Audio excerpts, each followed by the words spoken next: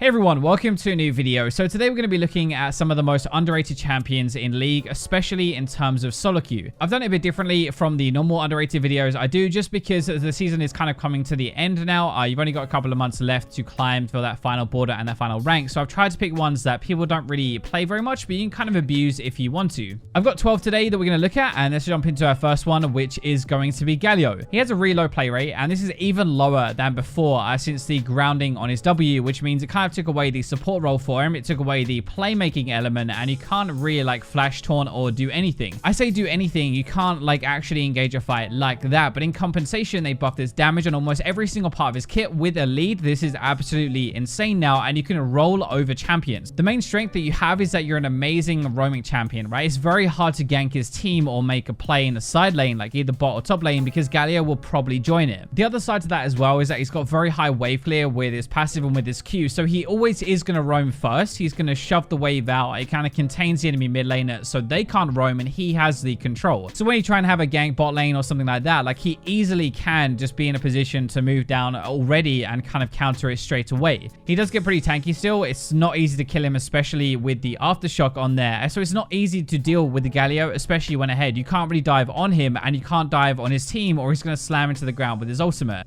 Swain is another one that's sort of like that as well, but we're going to specifically focus on Swain support, which is something I really think you can abuse as an aggressive mage support player to climb at the moment. The idea is that you have crazy damage as a support. You have your claw into your W and your auto attack that is going to proc your electrocute, and that is going to deal like over half their health. You do have some healing from your passive fragments and max health as well, so you kind of scale into the game pretty well. It's a bit weird, but like Rod of Ages actually also helps with that, and it's a really good item, even though normally not on supports. It is really difficult to play against. It's super punishing if you make a mistake. Like if the Swain lane is stronger, which they should be, then you can't really walk up because that claw range is pretty high. The downside is you can get a bit screwed early if you play against something like Leona or Blitzcrank, like hard engage, and if you miss your claw, you don't really have too much, but as long as you do hit that, you have way more damage than you need.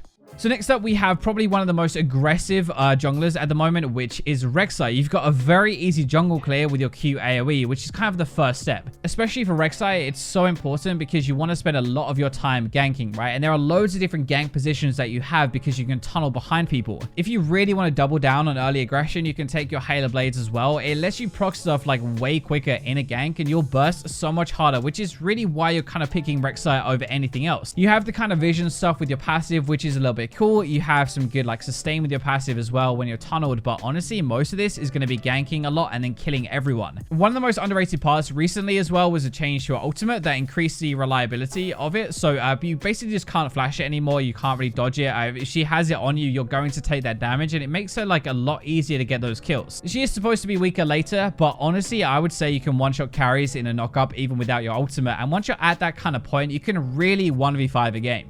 One that you might not think is too underrated, but we're going to talk about a specific build. It's going to be Chogath, right? So if I told you that a champion had a knock-up, he had a silence, he had tons of slows, loads of true damage, loads of health, it sounds pretty insane. This is what happens when you have Chogath with Glacial Augment, right? So you have a GLP, you have your Twin Shadows, and it makes him nearly impossible to escape, and it's a really common trend in career at the moment. After those two items, you're going to be going full tank, but Righteous Glory normally as well, because that also proxy Glacial Slow. So basically you interrupt and you disrupt everybody in a team fight. It also makes it very, very easy to land your Q, which is a massive part of your setup. If you don't hit that, you can't really go in and jump on top of somebody, but you can't really miss it with that slow. You have really good base damage on Chogath anyway, because you are supposed to be building tank, right? But if you put some AP on top, you have good ratios. You're still able to frontline. You just have like way more threat. The whole point of this pick is really that you're going to scale. You have your infinite scaling ultimate, which is insane late game. Like it can be 1,000 plus true damage if you do it right. But you are like designed to be super tanky, pretty high damage with this build, and still able to take a lot of punishment. If we just stay with top laners very quickly, one that I think you could really abuse, especially at lower ranks, is going to be Ornn. I'm sure this is going to sound pretty obvious, but some of the time your lanes are going to lose pretty hard, right? Like if you're playing top lane, your mid lane, your bot lane or something might feed their ass off. The good thing for Ornn is that these games at lower ranks especially don't tend to end that quickly. So we're going to be able to kind of scale into exactly what Ornn wants to be. Most of this we're talking about like your level 12 point where you get your item upgrades. So your Abyssal Mask is going to give you personally 400 more health and 45 more magic resist, and your Sunfire as well gives 300 more health and 40 armor for free. So it makes you way more tanky,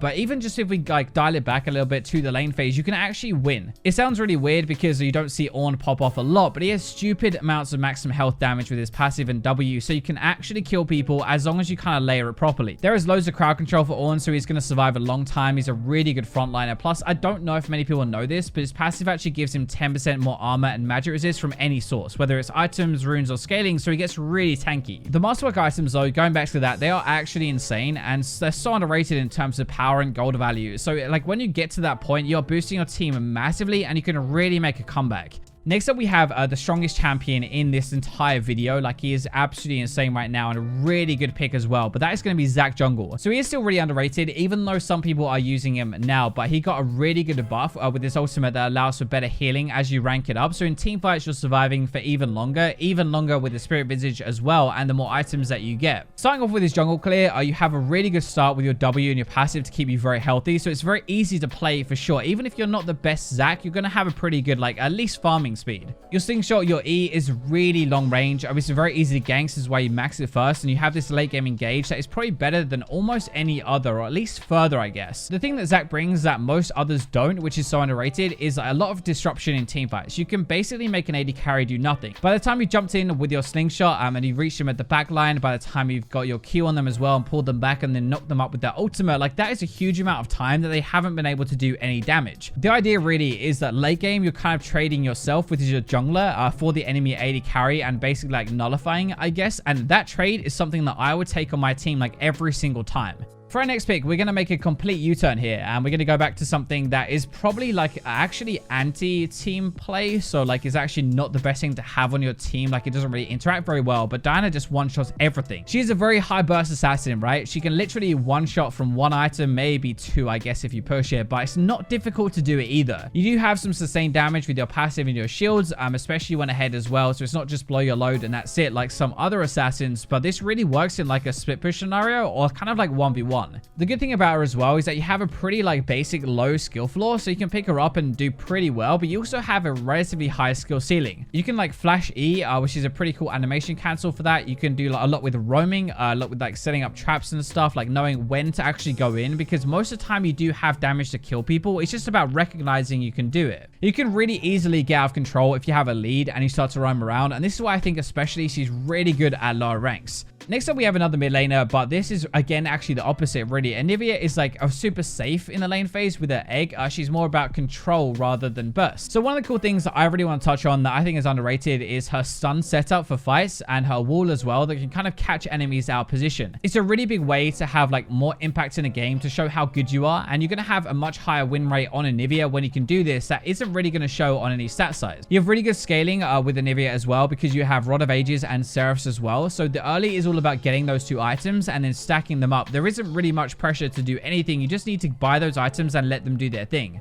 One of the reasons you can get away with that kind of playstyle, which a lot of champions can't, is because you have amazing wave clear, so you can stall out games and you can farm pretty easily, which again is really good if your team has decided to feed. The enemies might have more gold, they might have more items, but if they can't fight you because you're constantly wave clearing, then it doesn't really matter, if that makes sense. So it can be a good way to kind of stall the game out and get some items that you need. One thing that is a bit different is she's very positional based. I would say she's kind of like a Zero in this way as well. Like you need to be in the right spot and put your stuff down in the right place, otherwise you're not really going to have too much impact. Now, one of the most underrated champions in the entire game, and I say this over and over, is Velkoz. He can be used as a support and a mid laner. He has really high base damage, but also really good ratios, which means he can work in both with more items, and this is why as well as support, if you get fed, he can be super deadly. There is a lot of true damage in his kit that people will not expect and kind of give you a few kills from that burst, but a lot of it as well is AoE damage with his W and with his ultimate, so you can absolutely wreck these team fights. I think especially around this one item point where people don't really have defense, if you can hit more than one person person with a lot of this damage, like your team is going to have a really good chance to win that fight. He's also ultra safe. He's got high range, but you have this knock up as well. So if somebody gets close to you, then you can kind of have this mix of poke and burst. Like you have your poke to start with, which you obviously need, which you obviously should be using. But if they do get a bit too close, you get that knock up, and then you kind of turn into a burst champion, and you can pretty much one shot, which I don't think a lot of people expect. It is also really frustrating to play against as an AD carry. Like you have a low cooldown Q, low mana cost on that as well. It's pretty hard to dodge because of the weird angles. So you have good damage and good threat as well if you walk up. Last up is kind of like on the fence for me. So Trundle can be absolutely insane, super underrated, but it can also be pretty much useless. He is really good 1v1 if you actually take that duel. Like he's pretty much going to win every single time you have the QAD steal, which is a massive part of it. He's basically a little bit like Hecarim. He just becomes like unkillable later. Like you're going to start with your Cinderhulk and then you're going to go into Trinity and tank afterwards. The good part about him though is he's pretty fast in the jungle. You have really easy health sustain as well with the W. You can blitz through a Teemo, so you won't spend much time farming. You can be a bit more active on the map. Your pillar is going to be like the real big timing part of it. It can make and break a gank, and it can really screw with people in team fights, but it can also be kind of misplaced and not really doing too much. The really good part about him is he has a crazy good late game. This is really why you would pick him, because he steals more stats and he will turn a team fight. You will nuke down whoever he ultimates like super easy. The trade-off for that is he doesn't really have the best early game. He can do, but you sort of have to opt into fights with him, and nobody really is going to do that. Those are going to be 12 picks that I think you can really abuse in solo queue right now if you wanted to. And these won't be contested very much either, which makes them a perfect champion to learn and kind of like play over this next month. Thanks for watching until the very end. Hopefully you enjoyed the video. Leave a like if you did. But for now, I will leave you with Robos.